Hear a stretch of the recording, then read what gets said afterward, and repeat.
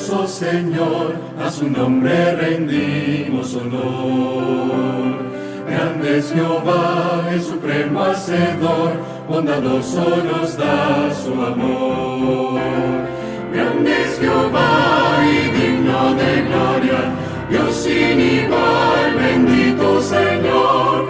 Grande es Jehová, alcemos la voz con santa unción. Grande es Jehová. Grande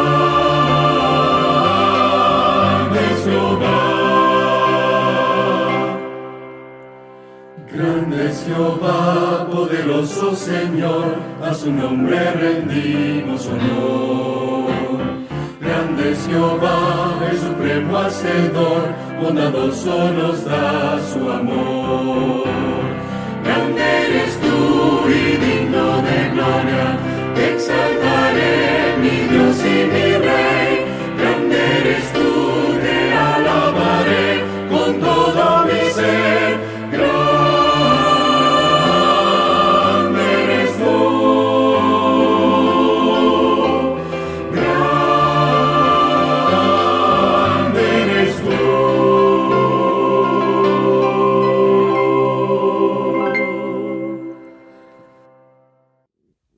Bendecido sábado a todos, queridos hermanos, queridos amigos. Este sábado tenemos el privilegio de encontrarnos con Dios y de también tener un encuentro especial a través de este medio. El tema de hoy no es fácil de abordar. Yo lo he titulado Dios y el sufrimiento. Siempre el dolor, el sufrimiento de la humanidad, no es fácil encontrar respuestas en él. Yo tuve el privilegio de contar como profesor con el pastor Roberto Badenas, uno de mis mejores profesores, con quien tengo también buena amistad, y en él aborda el tema del dolor, del sufrimiento, lo hace en una realidad en la que cada día los seres humanos nos vemos enfrentados constantemente al dolor, al sufrimiento, a la enfermedad a nuestro alrededor. Podemos padecerlo o podemos verlo padecer en otros.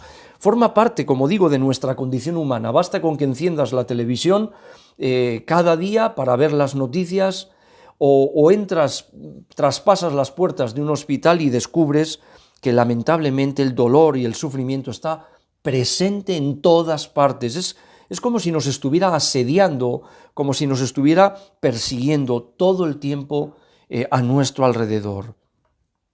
El tema, ¿sabes?, se vuelve aún mucho más complejo cuando vives en una sociedad en la que te enseña que todo ser humano tiene derecho a ser feliz. Sin embargo, la realidad es que no todos los seres humanos son felices, lamentablemente, y esto ya nos plantea de entrada problemas para las que preguntas, incluso para las que no tenemos una respuesta fácil. Alguna ni siquiera tiene una respuesta humana que podamos dar.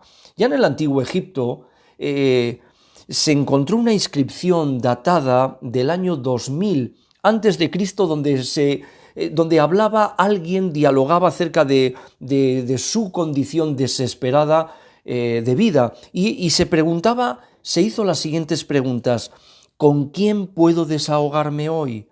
La angustia me ahoga, ni siquiera el silencio quiere escucharme. Quizá mi único confidente sea la muerte. Decía en ese escrito, repito, del año 2000 a.C., ahí ya el sufrimiento, el dolor, existe desde el mismo origen, desde el mismo inicio, ya en la creación, desde el principio, cuando Adán y Eva pecaron. ¿Pero por qué? ¿Por qué razón sufrimos? Yo voy a enumerar una serie de elementos en estos momentos que pueden ayudarnos a entender también el sufrimiento. Sufrimos porque somos humanos y como somos humanos nos herimos, enfermamos, envejecemos. En segundo lugar, sufrimos porque somos libres. Sí, y uno dice, pero ¿y por eso yo sufro? Sí, porque a veces tomamos decisiones en la vida, decisiones que son dolorosas y asumimos riesgos que son innecesarios. En tercer lugar, sufrimos porque somos seres inteligentes, es decir, personas que pensamos y somos conscientes de nuestra realidad del sufrimiento. Y como digo, el sufrimiento nos rodea y como seres inteligentes sufrimos también por vivir en un mundo lleno de sufrimiento. En cuarto lugar, sufrimos por nuestra propia maldad. Esa puede llegarnos a hacer mucho daño. En quinto lugar, sufrimos porque no siempre actuamos con la inteligencia debida, tomando decisiones que a veces son contraproducentes. En sexto lugar, sufrimos porque con frecuencia somos víctimas de las decisiones de otros. Sí, a veces ya no es lo que tú puedas hacer que produce sufrimiento, sino lo que otros puedan hacerte y que también produce ese mismo sufrimiento e incluso más. En séptimo lugar, sufrimos por solidaridad y por compasión, es decir, por ver el sufrimiento de otros, de nuestro hijo, de nuestro cónyuge, de las personas que sufren a nuestro alrededor, de la pobreza, de la miseria. Y en octavo lugar, sufrimos porque hemos nacido en un mundo de pecado. Y este último punto lo he dejado para el final no porque sea el menos importante, sino porque es justamente la causa originaria del sufrimiento. Y es que todo empezó con una rebelión en los cielos, dice la palabra de Dios. Lucifer se rebela en los cielos contra Dios y a partir de ahí comienza todo el problema.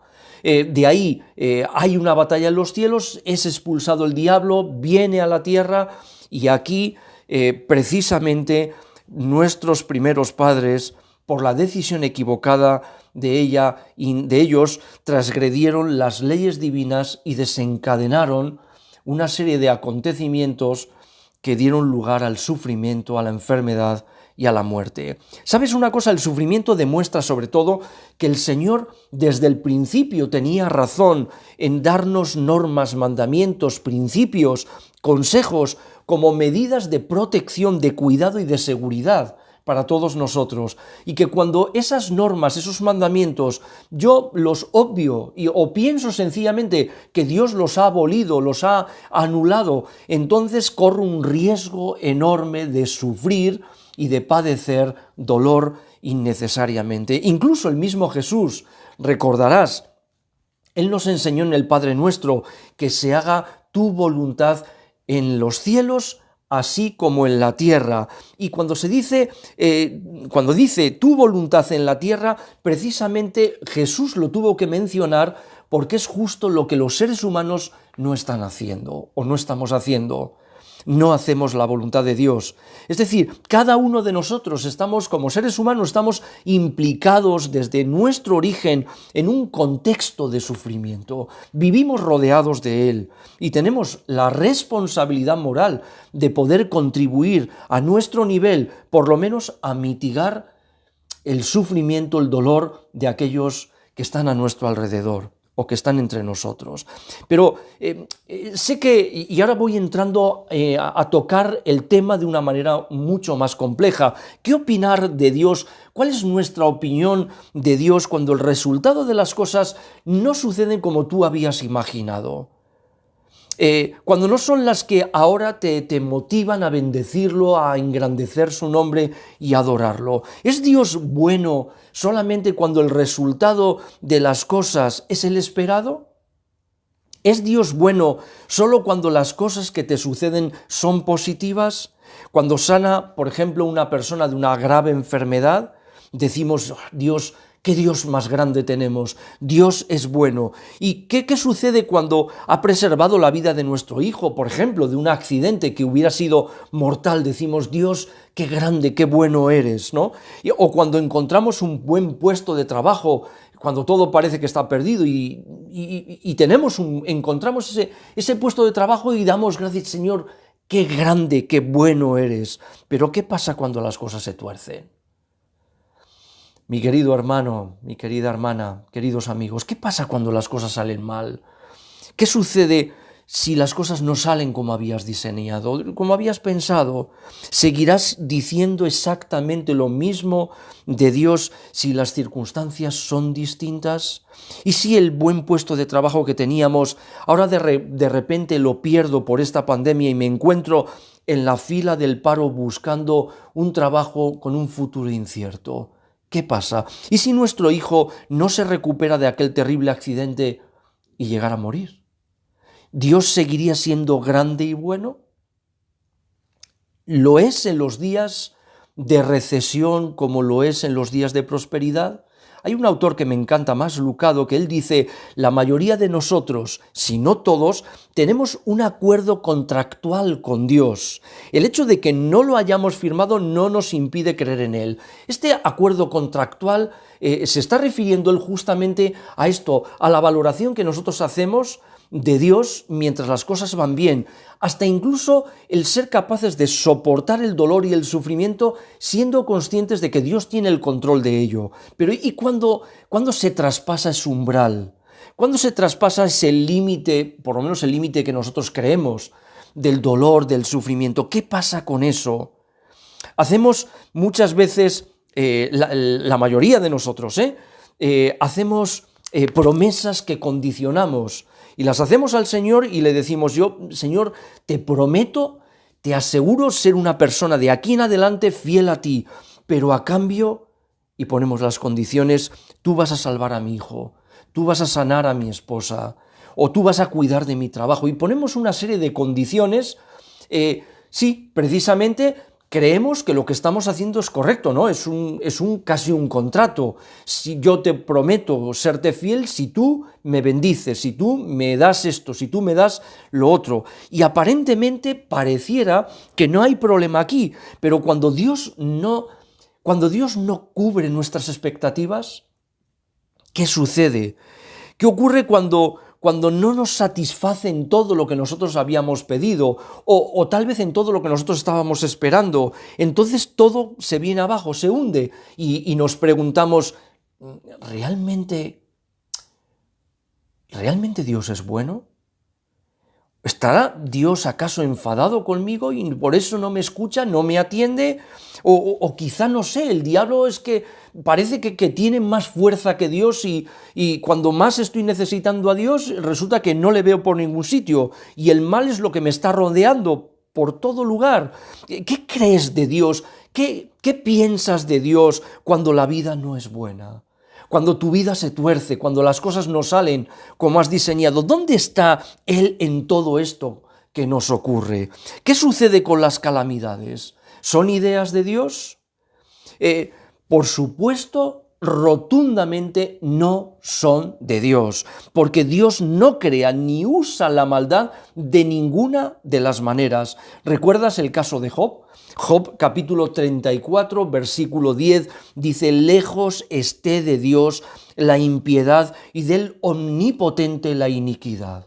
No, Dios no tiene nada que ver con el mal. Y Santiago capítulo 1, versículo 17, dice: toda buena, nota esto, Santiago 1:17, toda buena dádiva y todo don perfecto viene de arriba, desciende de parte del Padre de las luces, en el cual no hay fases, dice el texto bíblico, ni periodos de sombra. Es decir, Dios no tiene momentos oscuros, momentos de debilidad, en los que se le escapa quizá un mal carácter, quizá se ha olvidado, se ha despistado, no nos ha atendido cuando nosotros más estábamos necesitando de su ayuda. No, Dios no le sucede de ninguna de las maneras nada de eso. Así que Dios es la esencia de lo bueno. Todo lo bueno desciende de parte del cielo, de parte del Padre, como dice el texto. Así que, ¿cómo Dios podría siquiera inventar algo que tuviera que ver con el dolor, con el sufrimiento de cualquiera de nosotros? Para nada. A veces nos puede pasar que pensemos, o que incluso digamos, que Dios permite lo que está ocurriendo. No sé, algo parecido.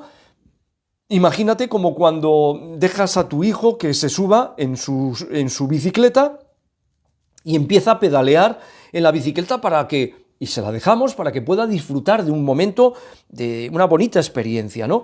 Y en el transcurso de esa bonita experiencia que está disfrutando, se cae, se fractura un brazo, y aquí lo arriesgado es el empezar a pensar o hablar en términos de que Dios permite y que podría haber evitado por ser omnipotente.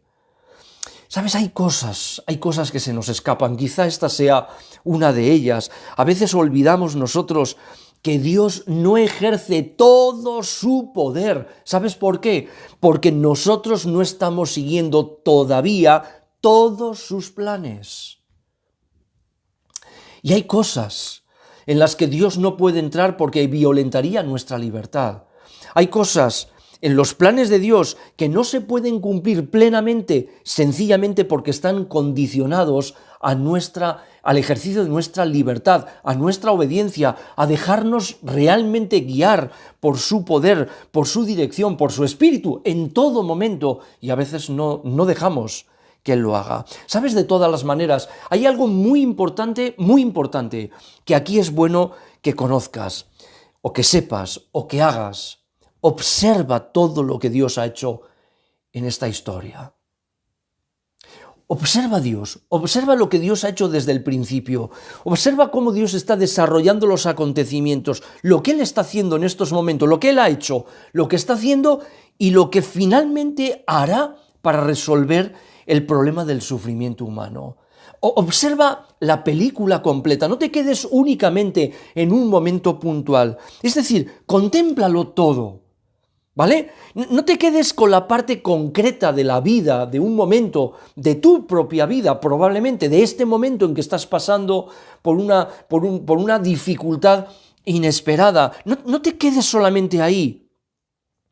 No te quedes únicamente en la enfermedad, no te quedes en la pérdida del trabajo, no, en el aquí y ahora. No hay nada bueno en el ataque al corazón que una persona haya podido tener. No hay nada bueno en haber perdido el trabajo ni haber tenido una enfermedad. No, Dios no tiene nada que ver con ninguna de estas cosas.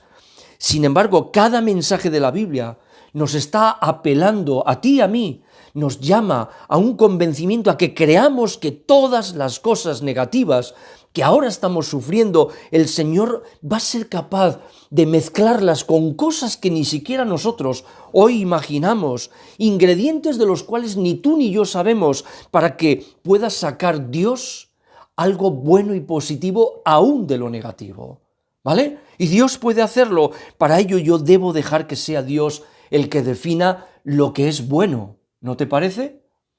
Porque si tomáramos la definición de lo que es bueno de acuerdo a nuestro concepto, ¿qué diríamos? Pues bueno es,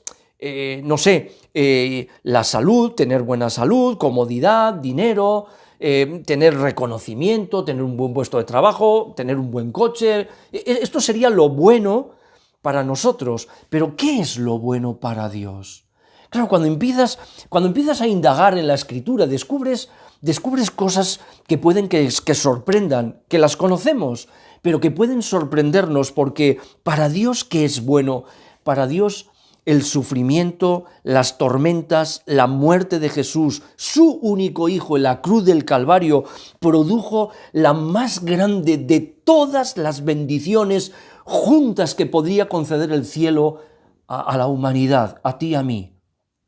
La gloria de Dios queda reivindicada en la muerte de Jesús en el Calvario, y gracias a eso obtenemos nuestra salvación eterna. Así que te imaginas lo que para nosotros lo bueno es algo que no tiene nada que ver con el concepto de bueno que Dios tiene, y lo bueno para nosotros era la muerte de Jesús en el Calvario. Entendemos, a veces los conceptos cambian dependiendo de quién es el que lo está viendo. O lo vemos nosotros o lo ve Dios. ¿Cómo lo ve Dios?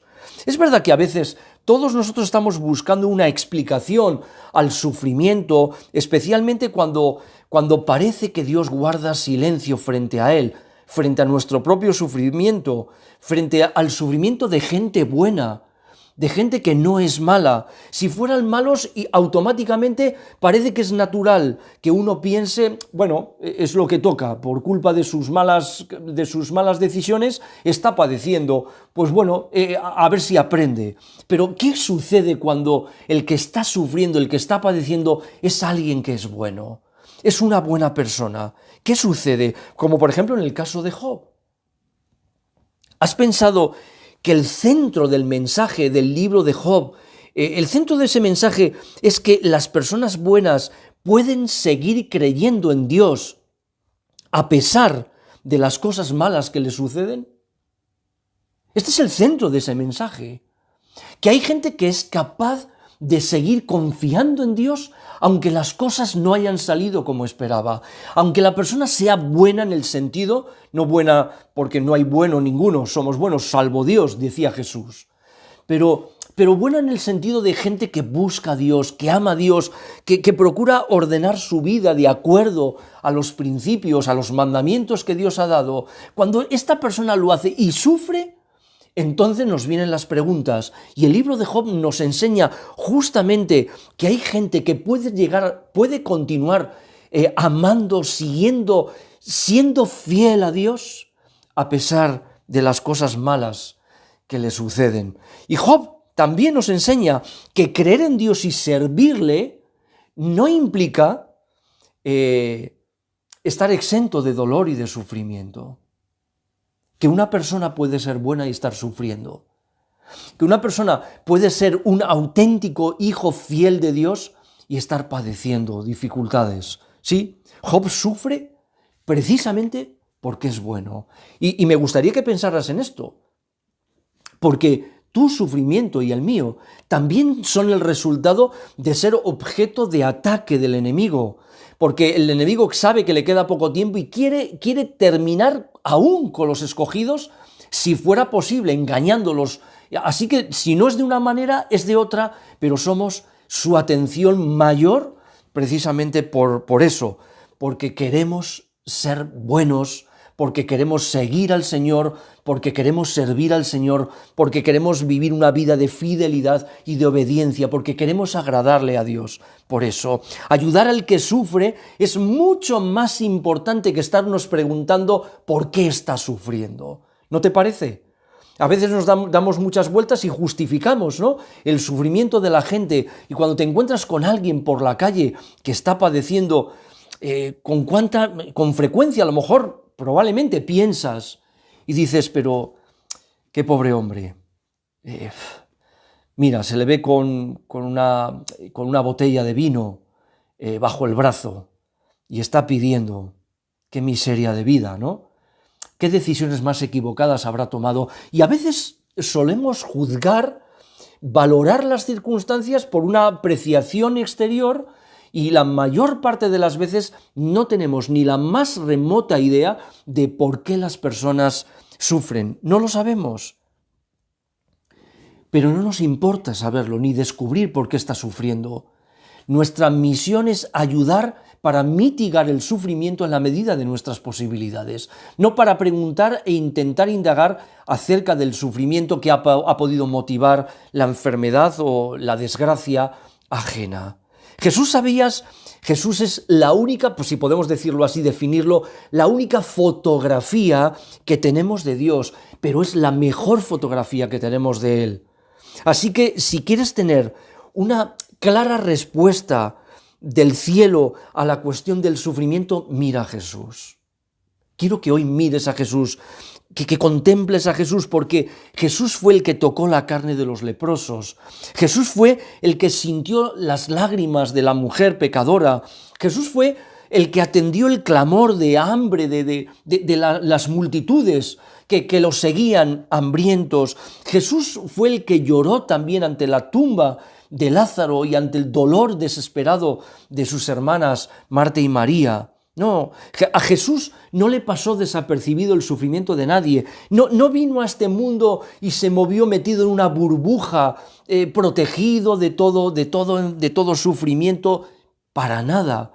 Jesús estuvo mezclado con el sufrimiento, estuvo ayudando, estuvo participando del sufrimiento humano, incluso hasta sufriendo en su propia carne las acusaciones de todos aquellos líderes, personas celosas, envidiosas, y hasta llevarlo a la propia muerte, aparentemente una muerte sin sentido en aquella cruz del Calvario. ¿Y por qué? Por ser bueno. Por ser bueno. Me gustaría terminar. Imagínate que es una historia ficticia, pero tú imagínate que la esposa de George Frederick Händel, imagínate que un día ella se hubiera encontrado una hoja de la partitura de la portentosa obra maestra de Händel, la del Mesías, y se hubiera encontrado una sola hoja en la cocina. Y se encuentra esta hoja, la obra completa contiene 200 páginas musicales, y que solamente esa hoja pudiera tener un compás en un tono menor. Nada más, fuera muy cortito la hoja, solo esta hoja no tendría absolutamente ningún sentido. Ninguno. Y la esposa se hubiera dirigido con la hoja a su marido, hubiera llegado al despacho y le hubiera dicho: oye, pero ¿qué clase de compositor eres tú? Eres un chapucero. Esta música que tienes aquí no tiene ningún sentido. Y claro que no tiene ningún sentido una hoja suelta en medio de una obra maestra y prodigiosa como fue el Mesías de Händel. Una hoja suelta no hace la obra entera. ¿Sabes? A veces nos puede pasar esto mismo a nosotros con Dios, cuando tomamos solamente esa hoja de la partitura, de la obra completa de Dios, y nos quedamos únicamente con aquello que estamos hoy sufriendo, con aquella parte de la historia, de toda nuestra historia, y solo te quedas con esa parte de sufrimiento, de enfermedad o incluso de muerte, y nos quedamos únicamente con eso. Y piensas en la ausencia del cónyuge, o piensas en la enfermedad de tu hijo, o la pérdida del trabajo. Pero ¿por qué no miras más allá? ¿Por qué no somos capaces de mirar mucho más allá? Cuando podemos entender toda la obra completa de Dios, cuando eres capaz de contemplarla, de mirarla, pero no solo quedarte en el minuto o en la décima de segundo de la vida que tú estás viviendo en estos momentos y que te está produciendo una profunda amargura. Mira más. Muchas veces nos fijamos en esa milésima de segundo, cuando lo comparamos con toda la eternidad, una milésima de segundo de nuestra vida de sufrimiento, sin percatarnos la eternidad de la obra completa que Dios ha trazado para todos nosotros, para tu vida, para tu salvación, no quedándonos únicamente en lo que me está pasando aquí, ahora, en este momento preciso, sino lo que Dios ha estado haciendo en tu vida a lo largo de toda tu vida, hasta en ese momento, y todo el plan que Dios tiene para ti, no solamente aquí en esta tierra, sino lo más importante, la eternidad. Claro que sí, la eternidad es la obra completa que Dios tiene preparado para nosotros. Tu dolor, mi querido hermano, mi querida hermana, queridos amigos, tu dolor no va a durar siempre. Tu dolor no va a ser siempre duradero. ¿Sabes? Dice el apóstol Pablo en Romanos capítulo 8, versículo 18, las aflicciones del tiempo presente no son comparables con la gloria venidera que en nosotros ha de manifestarse. Qué bonito texto, ¿verdad? No son comparables, no tiene ni punto de comparación las aflicciones que hoy en este tiempo puedas estar pasando. No se puede ni comparar con la gloria venidera que Dios ha dispuesto para todos sus hijos. Gloria eterna, venidera, para siempre, que pronto ha de manifestarse. Es decir, que lo que venga va a dar sentido y significado a lo que hoy está ocurriendo y no entiendes. No entendemos. Lo que va a venir nos va a ayudar a entender lo que nos pasó. Así que no te quedes ahora con la hoja suelta de la partitura sin sentido. No te quedes únicamente con aquella parte de la obra maestra, sino que deja al compositor que concluya su sinfonía. Escúchalo todo, míralo todo, contémplalo todo, y entonces entenderás, es la obra maestra que el Mesías ha trazado para tu vida. Quisiera terminar leyéndoos un texto bíblico que se encuentra en 2 de Corintios capítulo 4 versículo 17. 2 de Corintios 4, 17 dice: porque esta leve tribulación momentánea, claro que momentánea, en comparación con la eternidad, esto es un momento, es un tiempo que no tiene ni comparación con la eternidad, una milésima de segundo en comparación con la eternidad. Esta leve tribulación momentánea nos produce en una medida que sobrepasa toda medida un eterno peso de gloria. esta leve tribulación momentánea nos produce, en una medida que sobrepasa toda medida, un eterno peso de gloria. Claro, es así. ¿Por qué? Porque muy pronto, querido hermano que estás escuchando, querida hermana, queridos amigos, muy pronto enjugará Dios toda lágrima de los ojos de ellos, y ya no habrá más llanto, ya no habrá más clamor, ya no habrá más dolor. ¿Por qué? Porque las primeras cosas habrán pasado y Dios las habrá hecho todas nuevas. Así que ojalá el Señor pueda bendecirte, pueda ayudarte a que afiances tu fe. No te centres únicamente en el momento puntual de dolor, de sufrimiento. Mira la obra completa de Dios. Mira el cuidado que Dios ha tenido contigo hasta el día de hoy. No tengo nada que temer del futuro a menos que olvidemos la manera como Dios nos ha estado guiando en el pasado. Contempla cómo Dios ha estado guiando tus pasos hasta el día de hoy. Y aunque ahora tengas momentáneamente una tribulación que no entiendes ni comprendes, no te centres en eso para buscar motivos para dudar de Dios.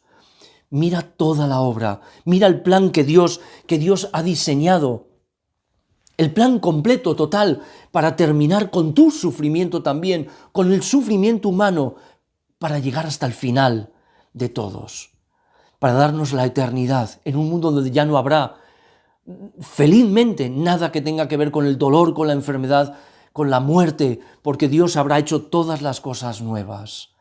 Que el Señor te bendiga mucho. Hoy mira al Señor, míralo con todas tus fuerzas, contémplalo con toda fe, con la esperanza y la certeza de que no estás solo, de que Dios tiene un plan extraordinario para salvarte, un plan extraordinario aún en medio de las dificultades, aún en medio del sufrimiento, aún en medio del dolor por el que hoy puedas estar pasando. Pero no te centres en esto, céntrate en todo lo que Dios ha diseñado, eterna salvación de gloria para todos sus hijos, entre los cuales estás tú ahí y estoy yo también. Vamos a inclinar nuestros rostros para orar. Dios amante que estás en los cielos, hay muchas cosas que hoy no llegamos a comprender plenamente. Queremos en esta mañana de Santo Sábado entregar nuestras vidas por completo a ti. Y es verdad que a veces vivimos centrándonos únicamente en el momento puntual en el que estamos padeciendo, sufriendo, y olvidamos que hasta aquí tú has estado guiando nuestros pasos y tienes la determinación clara de seguir ayudándonos y guiándonos hasta la eternidad. Lo que importa, Señor, no es este tiempo corto y breve en el que hoy podemos padecer, pero nos espera una gloriosa mañana que va a culminar como parte de esa obra maestra que el Mesías ya trazó desde el principio contigo, desde la eternidad hasta la eternidad. Ayúdanos a consagrar nuestras vidas a ti. Te lo pedimos en el nombre de Jesús. Amén, Señor. Amén. Que Dios os bendiga mucho. Ha sido un gozo de nuevo estar con vosotros.